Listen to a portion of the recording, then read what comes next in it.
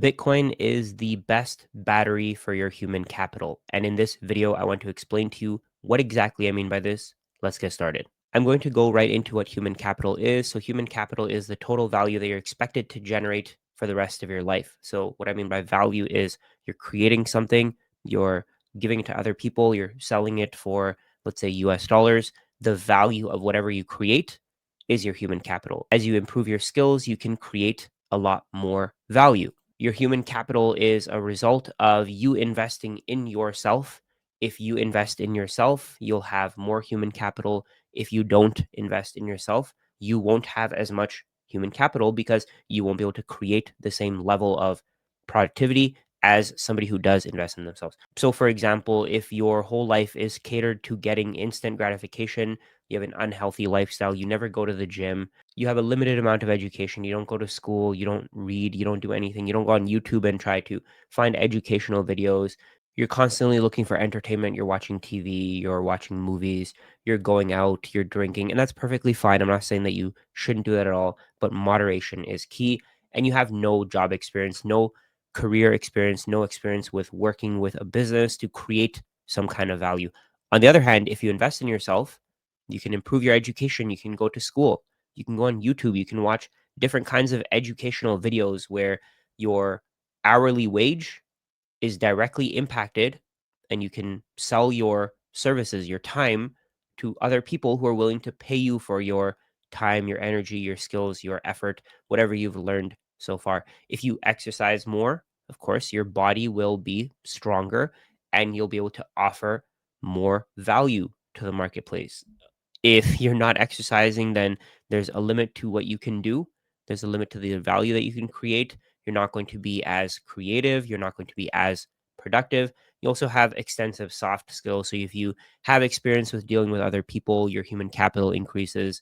If you're charismatic, you can deal with more people. You can attract more people to your business. If you have leadership skills, you can bring in the best employees and so on. There's a lot of soft skills that you can work on.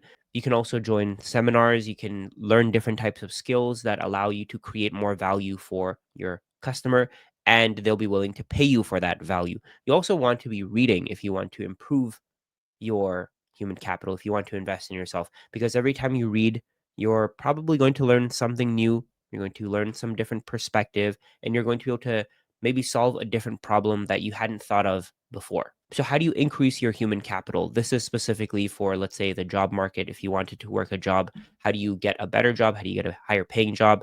First of all, if you improve your health, I think that there are people who are already just judging you, thinking that if you are healthier, you're probably going to be more productive. That's not always the case, of course, but I think that that health is very key to increasing your human capital. If you don't have health, you don't really have anything at all. You can also build your experience. You can work jobs that maybe you don't want to. You can do the stuff that people consider to be the dirty work, but that's probably going to give you the best experience. And you can improve your education. If you improve your education, you can, of course, find different problems that people have, and you can offer a solution for those problems. The factors that contribute to human capital, of course, are education. If you are more educated, you have more knowledge. This means you should be able to contribute more. If you have more experience, you can deal with more situations independently. Your judgment is what you're being paid for. As you get older, the amount of working years you have left decrease, so your human capital goes down. And when you improve your health, your life expectancy obviously increases. As your life expectancy increases, your age isn't as much of a factor. So your health is almost offsetting on your age. Now, keep in mind that being employed is not a requirement. You don't have to work a job. You can start your own business. You can create some value, some way where you're solving problems for other people. But the point here is that you want to be productive. You want to help other people. You want to solve as many problems for other people as you possibly can.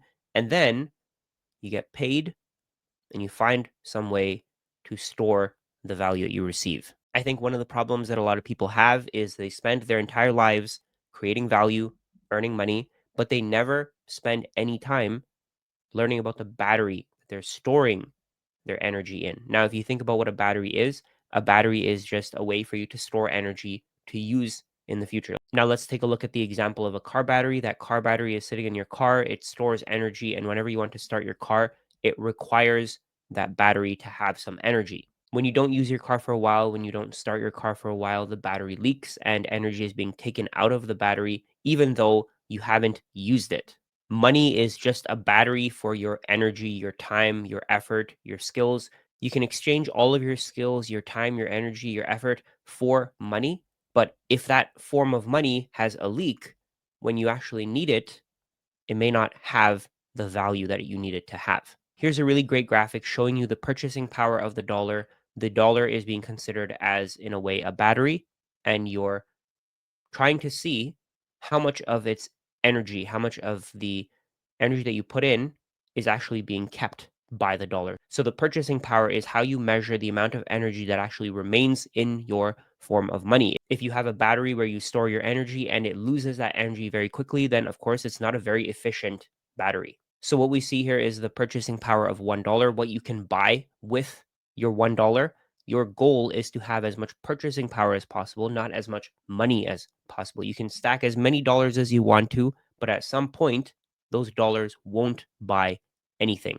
What you see here is the purchasing power of the US dollar from 1913 till 2020. It's not very obvious to most people, but the US dollar is a terrible battery. It's leaking constantly, and that leak is the reason why you can't buy the same amount of things that you could in the past. So what you're doing is you're taking your human capital, you're creating value for other people, you're solving problems for other people, you're putting it into this leaky battery that isn't actually doing what it's supposed to, and you end up with less purchasing power in the future. And the reason for this, of course, is that the government can borrow as much money as it wants to. The US government can borrow as many US dollars as it wants to. It can keep flooding the system with more US dollars.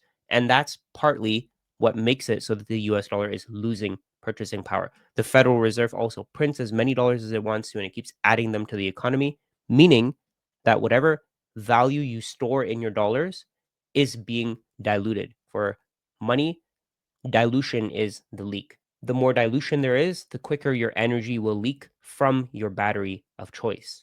Whoever chooses the best battery, of course, is going to have the most purchasing power in the future, or they're going to be able to store their purchasing power for the future. Anyone who uses the wrong battery, the least efficient battery, will see that their purchasing power is decreasing over time and the purpose of their money isn't being fulfilled. So you can see here in 1913, $1 bought 30 Hershey's chocolate bars. Today, you can probably not even buy one whole chocolate bar with $1. Over time, the US dollar keeps leaking value, it keeps leaking energy, and you can see some of the reasons here. The Federal Reserve Act creates a central bank with the ability to manage the country's money supply. This is a small group of people who get to create more dollars whenever they want to, and of course, they will to enrich themselves. Gold is another battery. It's very efficient. It can be used to hold value for a very, very long time.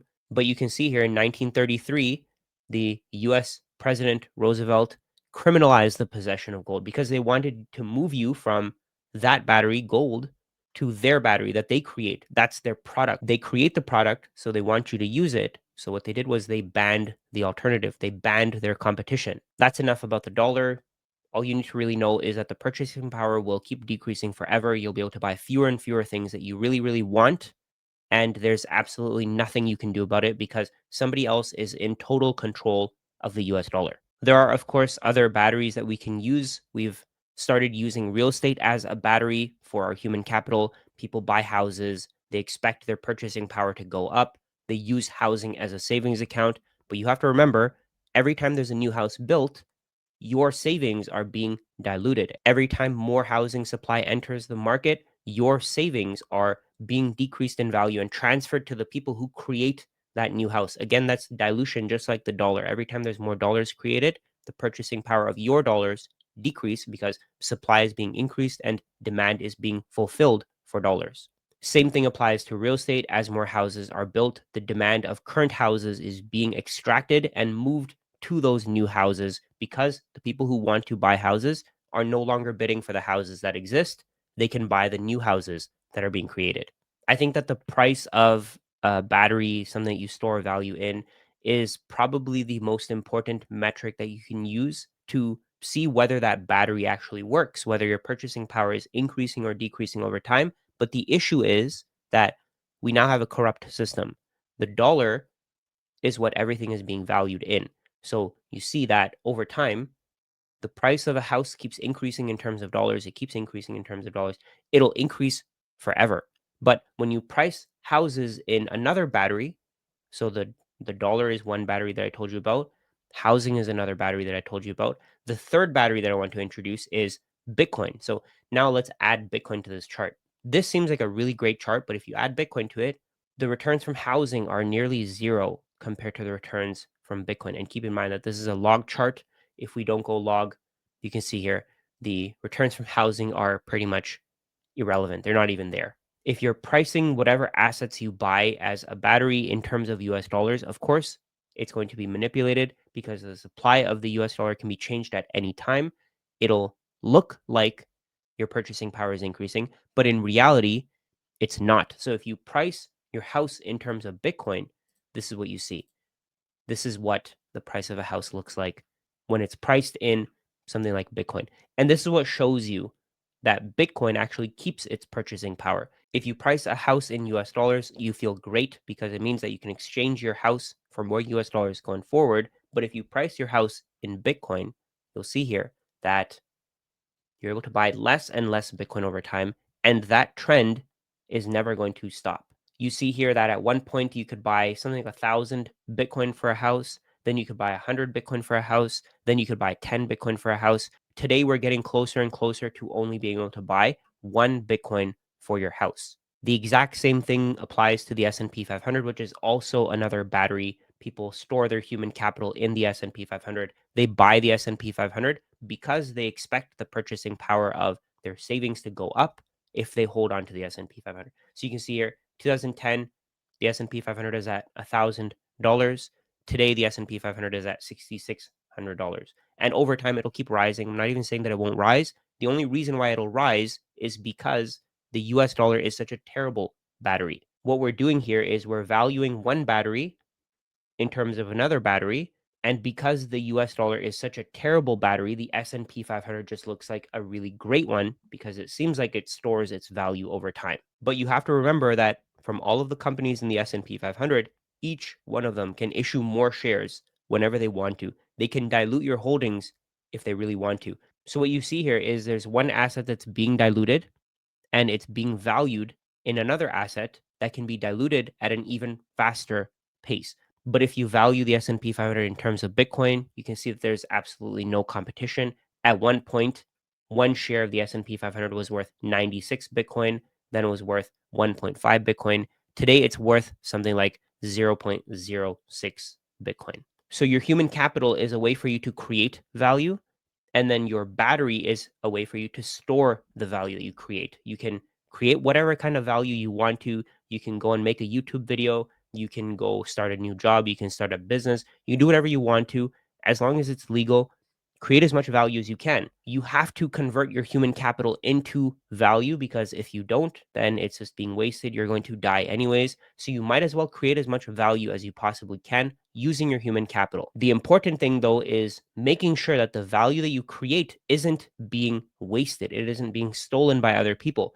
Once you convert your human capital into real value and you sell it to other people, you want to make sure that you get to keep that value. If you don't get to keep the value, then there's no point in creating the value in the first place. So instead of putting all of your energy into creating value, also put some energy into storing your value. Because if you don't store your value properly, it's going to be stolen from you. And by the time you need to use it, you have savings. By the time you need to use them, they're not going to be worth anything. And I want to go through an example quickly. Let's say, for example, if you saved $100 in your bank account every single month, and the interest rate that you received on those $100 is 0.01%. That's probably about accurate for most banks today. Let's say your monthly expenses are $5,000 a month and they're increasing at 5% per year. So your cost of living is rising much, much faster than the return that you're getting on your savings. And we're going to change the frequency to monthly. So what you're doing here is you're saving $100 per month in your bank account and you're getting a 0.0% return on that saving. So what you see here is over time, the amount of savings that you have will keep increasing. That's column D, the fiat balance of those savings. So that's the value in terms of dollars. It'll keep rising, but your expenses are going to rise much, much faster. So you can see here, if you save $100 a month in your bank account, In 2036, you'll have $13,000 saved up, but your expenses would have gone from $60,000 in 2025 to $102,000 in the same period of time. So in that 11-year period, your expenses would have risen by $42,000 per year, while your savings barely did anything to grow. Even if you were to save $10,000 per month, at some point the value you save will be worthless because your expenses are growing faster than your savings. So at some point you'll have, let's say, $1.6 million saved. Your expenses are $118,000. But the important thing here is you want to look at your stack, so your savings divided by your expenses. In the beginning, your savings are growing and they're growing and they're growing, but they peak at a certain level. So in 2046, you'll have 15 years of your expenses covered. And that's a simple calculation. If you just divide the fiat balance of your savings by your annual expenses, you'll have 15 years of your expenses covered. But keep in mind that your expenses are growing much, much faster than your savings. So when your expenses reach a certain level, they're growing much, much faster than your savings are growing. So you can see here, you're able to save $10,000 per month and your savings will keep increasing. But at some point, your expenses will far exceed the amount that you can save per year. So in 2094, I know most people aren't going to live until then. Of course, that's perfectly fine. But in 2094, your expenses have risen by $80,000 for the year. 100 years from now, your $60,000 annual expenses would be $7.89 million. And you're probably thinking it doesn't really matter. I'm not going to be living 100 years. Even if you live another 50 years, your expenses are going to be massive compared to what they are today. And all of your savings will basically do nothing to cover your expenses. By 2075, you only have 8.7 years of expenses saved for. And at some point, because you're going to be drawing down those savings to pay for your expenses, you're not going to have anything left. The reason why Bitcoin is the best battery for your human capital, for your savings, is that no human controls it. There's only ever going to be a finite amount, and nobody can change that finite supply. Humans are really greedy, so when they have control over money, they're going to dilute what you have as savings, and they're going to redistribute your savings to themselves. So the key takeaways here are: number one, improve your human capital, create as much value as you can for other people, sell that value into the marketplace and get as many dollars as you can, and then convert those dollars into another kind of battery. Some people may choose real estate, some people may choose stocks, but in my opinion, the best battery is Bitcoin. If you save your human capital in Bitcoin, you're going to keep your purchasing power for a very, very long time compared to every other asset. I think the people who save the value that they create in Bitcoin are probably going to be some of the happiest in the future. The people who, of course, save in real estate and stocks may do fine, but those people are going to have to work a lot harder for much longer in order to have enough energy saved to pay for their lifestyles at some point in the future. If you found value in this video and you want to learn more from me, you can watch this one here where I explain the quantum threat to Bitcoin.